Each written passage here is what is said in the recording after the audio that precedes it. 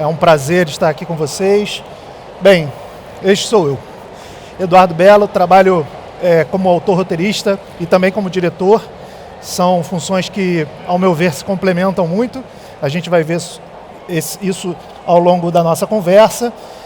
Mas é isso, acho que ela já antecipou um pouco. Eu ia perguntar para vocês aqui, quem assistiu Caceta e Planeta? Quem lembra de Caceta e Planeta? Até que tem muita gente. Denuncia a idade isso, hein, gente, já. Bem, a minha carreira começou, como foi dito aqui, eu comecei com 15 anos de idade, trabalhando em rádios comunitárias, produzindo conteúdo para pequenas rádios e estudando paralelamente também, me desenvolvendo. Eu fazia na época processamento de dados, trabalhava com informática e foi nesse ponto em que eu pude conhecer a turma do Caceta e Planeta e junto a eles eu pude realizar muitas coisas. Eu brinco que eu fiz um curso de cacetologia na minha vida, porque com eles eu pude, e eu trabalhava diretamente com eles, no escritório deles. Então, nessa época, a gente viajava pelo Brasil, produzia conteúdos tanto para televisão, quanto para rádio, quanto para livros, quanto para revistas. Enfim, o Grupo Caceta e Planeta pôde me desenvolver muito no sentido de ser um grupo multimídia. E eu pude ter a oportunidade de rodar por outros universos. É claro que o meu conhecimento em rádio me fez desenvolver um trabalho especificamente com eles com relação à rádio, que foi, digamos assim, um primeiro passo para a minha escrita, né? Onde eu pude, em seguida, começar a escrever algumas propostas de roteiro para a rádio. Mas, enfim, de lá para cá, muita coisa aconteceu. Eu pude trabalhar com muita gente legal, não coube todo mundo aqui, mas aqui eu consigo mostrar um pouco da turma com quem eu trabalhei, ali desde a época de rádio e depois junto com os cacetas, conhecendo um monte de gente.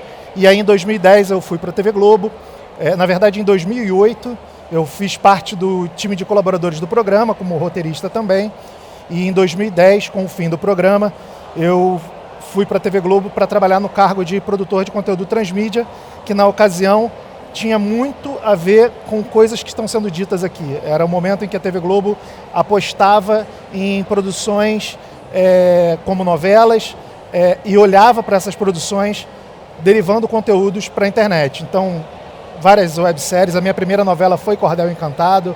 Na ocasião, a gente fez um webdoc em preto e branco, um cinema mudo. Claro que se tratava de uma novela de época, então já tinha esse desafio inicial, como fazer uma novela de época e usar a internet para fazer uma novela de época. E conseguimos fazer ao longo desse tempo muitas coisas.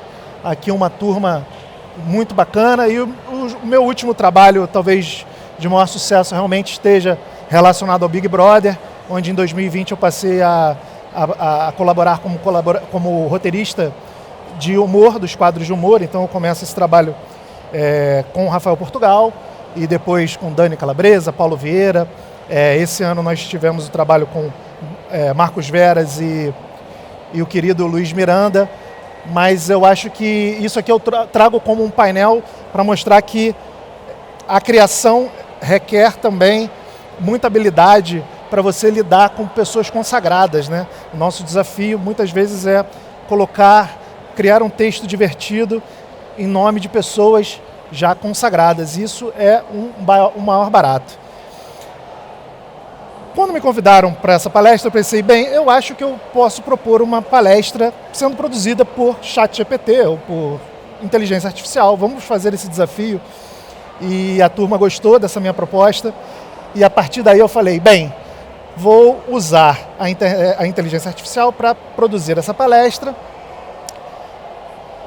E essa barra de pesquisa me faz pensar que ele é quase um papel em branco para um roteirista, para um criador, né? Aquilo que a gente antigamente pegava lá a folha para começar uma ideia, hoje a gente usa muitas vezes essas plataformas. E aí eu fiz a seguinte provocação: crie uma palestra. Eu percebi que eu tinha muitas opções de fazer uma palestra. Eu poderia fazer palestra sobre qualquer coisa, sobre ramo de alimentos, sobre qualquer coisa que fosse.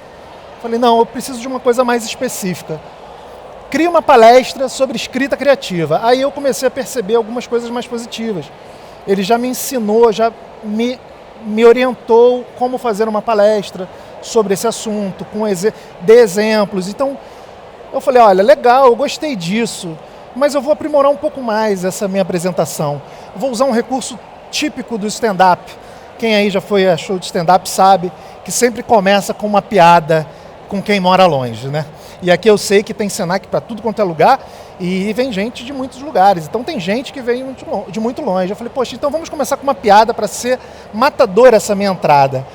E aí eles me sugeriram o seguinte, tem gente aqui que mora tão longe que quando sai de casa precisa fazer o check-in no Google Maps para não esquecer o caminho de volta. Fiquei pensando assim, será que essa piada é boa? Não, né? Acho que a gente pode fazer melhor, né? Então, esse é um exemplo prático de que a gente precisa pensar bem diante das ofertas que a inteligência artificial nos fornece. Mas falando especificamente sobre escrita criativa, eu acho que, e aí sendo um pouco corporativista, de fato eu acredito que tudo nasce de um roteiro, né? O simples fato de todos estarem aqui hoje, foi preciso uma programação. Bem, eu vou acordar a tal hora, eu vou escovar meus dentes, eu vou ter o tempo de tomar café. E essa é a vida de um roteirista. Eu preciso prever tudo o que vai acontecer, né?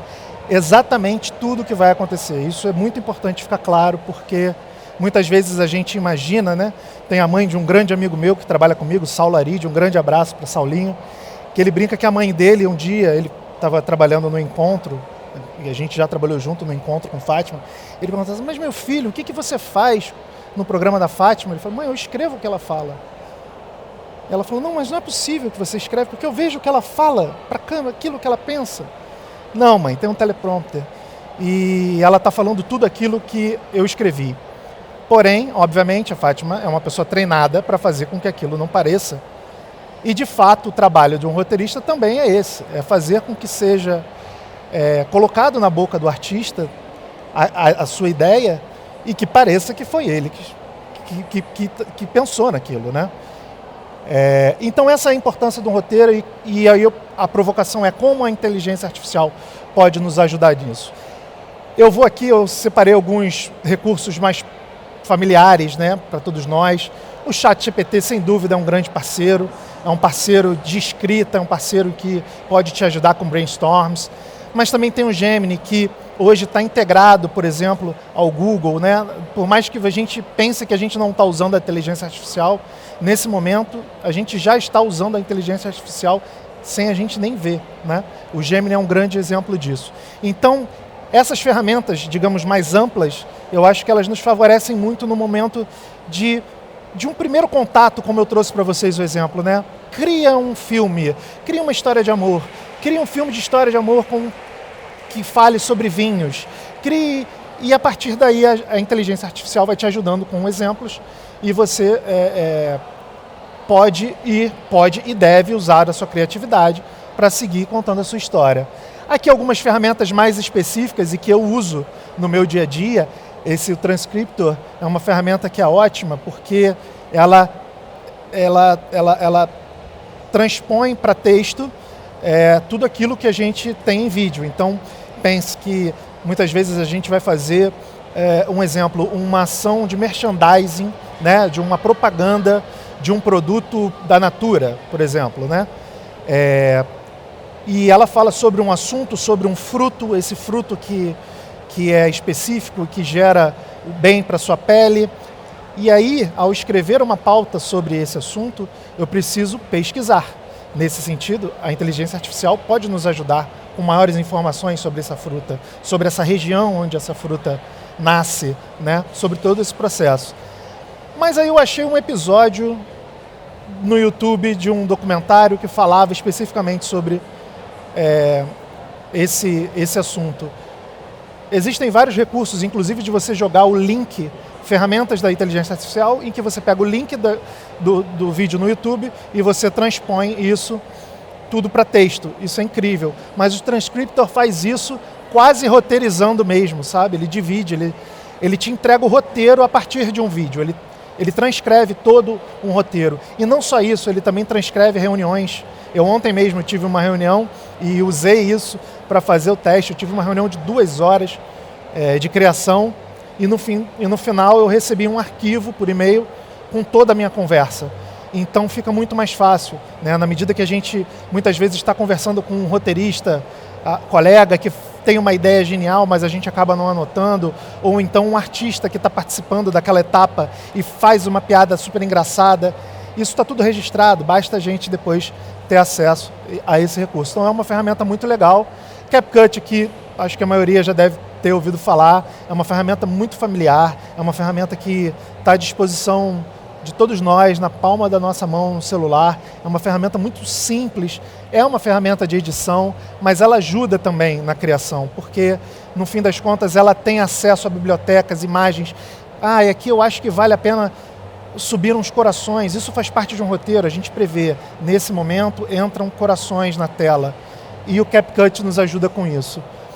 Outras ferramentas, essa Moisés eu aprendi há poucos dias, é incrível, ela simplesmente pega uma música e divide a música toda. Eu peguei uma música do Queen e lá eu pedi para isolar a voz do Freddie Mercury, a bateria, a guitarra, e eu fiquei fascinado por essa ferramenta, ou seja, esses elementos que eu trago de vídeo, de áudio, né, que compõem o universo do audiovisual como um todo, elas são fundamentais, eu acredito, na criação, e digo até numa nova criação.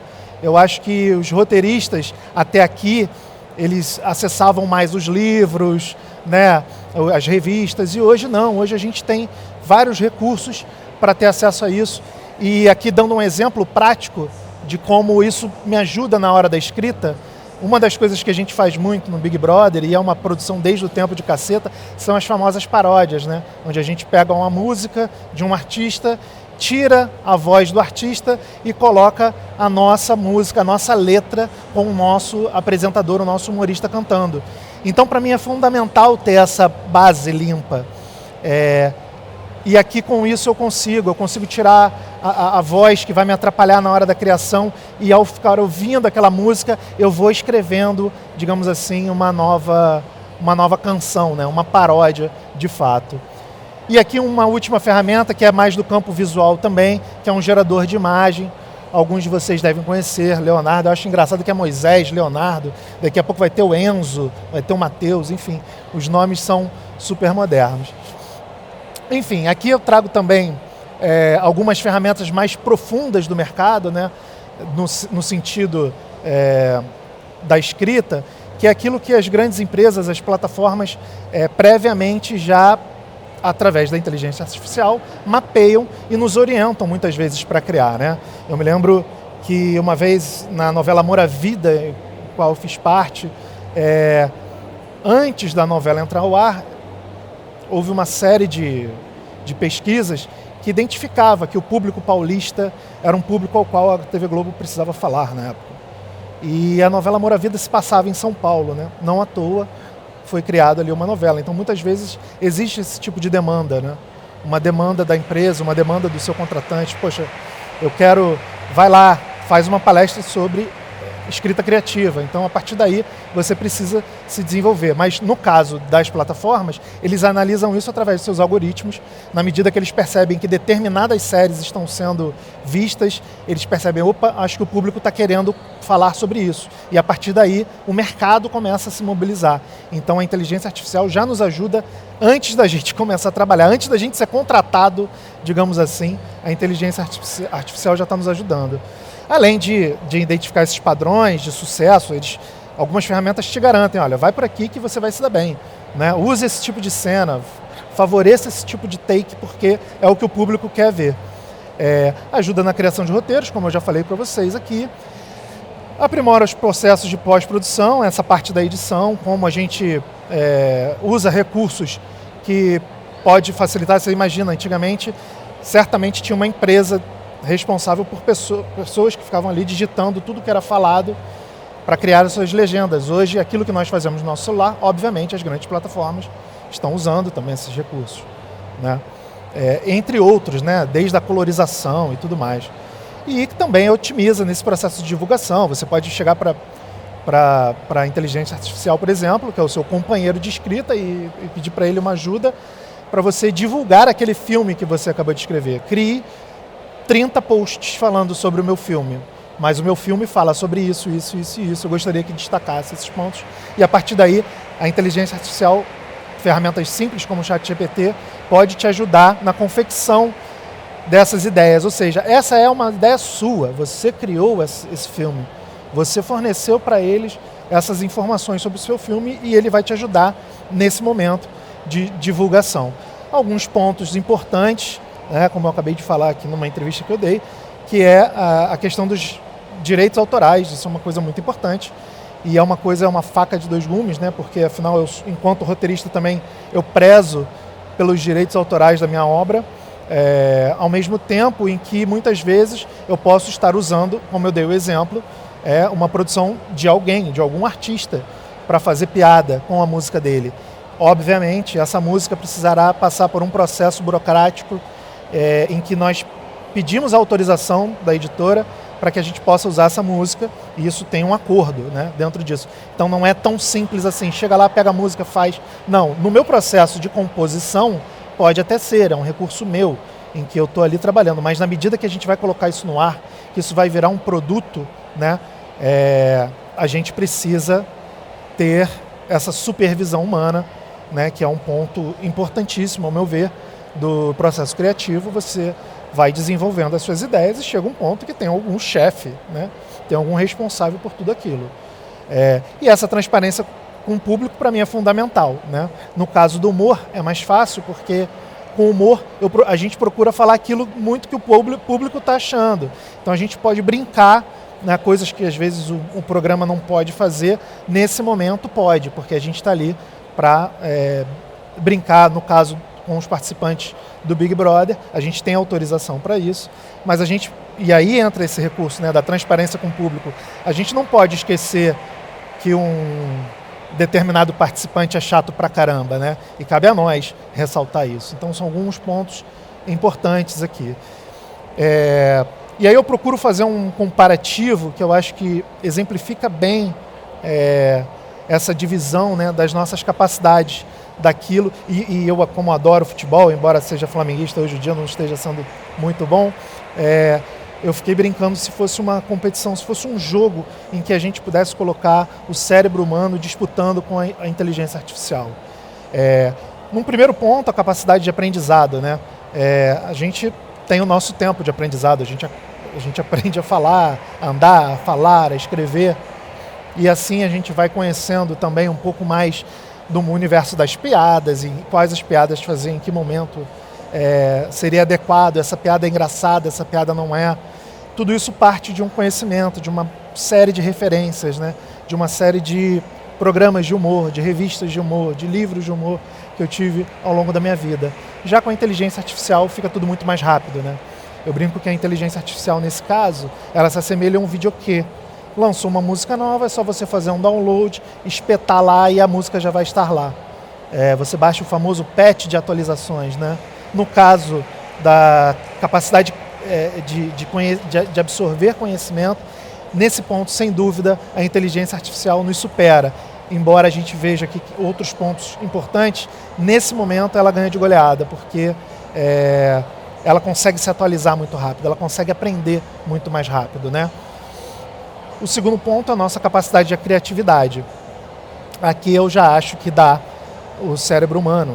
A nossa capacidade de abstração, a nossa capacidade de saber se aquela piada vai ser engraçada ou não, a máquina não vai conseguir te dizer isso, né? Como a gente viu aqui, às vezes o tiro sai pela culatra, enquanto o ser humano de fato tem acesso a situações, a momentos. Às vezes um participante me irrita profundamente e eu chego lá querendo fazer uma piada com aquele cara, falo, não, esse cara é um chato, e aí vem o time e fala, não, mas olha essa cena aqui que aconteceu na madrugada, ele é legal, que bom.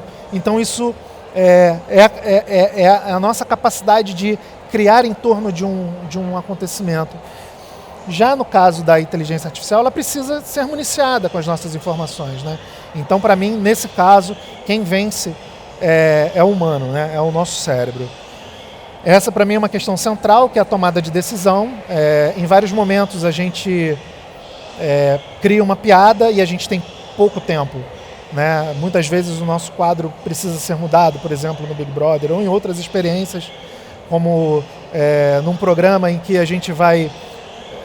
Imagina uma coisa, imagina um tipo de situação e o nosso roteiro passa a ganhar outros contornos. Então, também falando sobre esse desafio, o roteirista, essencialmente, precisa ter uma coisa básica, que é contar uma história com início, meio e fim. Isso é muito importante. Mas a gente precisa estar preparado para mudanças no meio desse caminho, né? E nesse caso, a tomada de decisão pode até ter o auxílio de uma inteligência artificial, mas é a gente que está na operação. É o meu nome que está sendo entregue como formador daquele roteiro, daquela ideia. Então é muito importante que, nesse momento, eu vou botar isso no meu vídeo, eu vou usar essa música, né? Acho que o artista não autorizou, então a gente não vai poder usar essa música. Mas isso não é um processo que a inteligência artificial nos dá, né? Quem nos dá isso é a nossa capacidade de tomada de decisão e muitas vezes do nosso chefe, claro. Então acho que isso para mim é um ponto central na parte da escrita, né? Qual é o momento, qual vai ser a ideia de fato a seguir em frente? Vamos conversar, vamos entender qual é o caminho juntos. E o tempo de processamento. Nesse caso, a inteligência artificial também ganha de goleada, ela tem uma capacidade de velocidade incomparável e eu sempre lembro disso, né? A gente precisa dormir, a inteligência artificial não, ela está lá processando a todo tempo. E por último, a capacidade de lidar com a emocionalidade. Como eu falei aqui, será que a inteligência artificial vai conseguir compor uma música como Vento no Litoral, do Legião Urbana? Acho que para isso o cara vai precisar sentar na beira de uma praia, ficar olhando para a linha do horizonte, ter passado por alguma situação chata na sua vida, amorosa. Sem dúvida, essa capacidade a inteligência artificial não tem. Somos nós que dizemos para ela, se a gente, diferentemente de mim, a inteligência artificial não acorda de mau humor, né? Então a gente precisa estar realmente muito atento a isso. Eu agora queria passar um vídeo de um trecho do filme Destino de uma Nação, que eu acho que exemplifica um pouco de tudo aqui que eu falei, em que na ocasião o primeiro-ministro Churchill estava decidindo o que a Inglaterra faria na Segunda Guerra, e é um trechinho bem breve em que ele fala, digamos assim, com a sua inteligência artificial, no caso, que era a sua assistente. Por favor.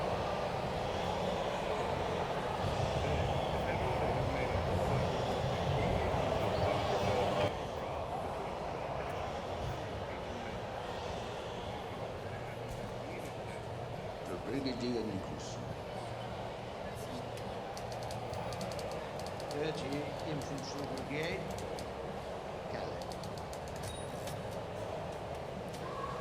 Here we are. You continue to exist. It's of the greatest help to our forces at Dunkirk. And the greatest possible admiration for your splendid stand.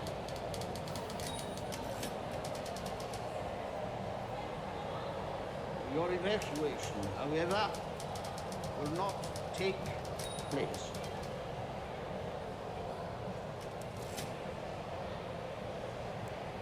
I repeat, will not take place.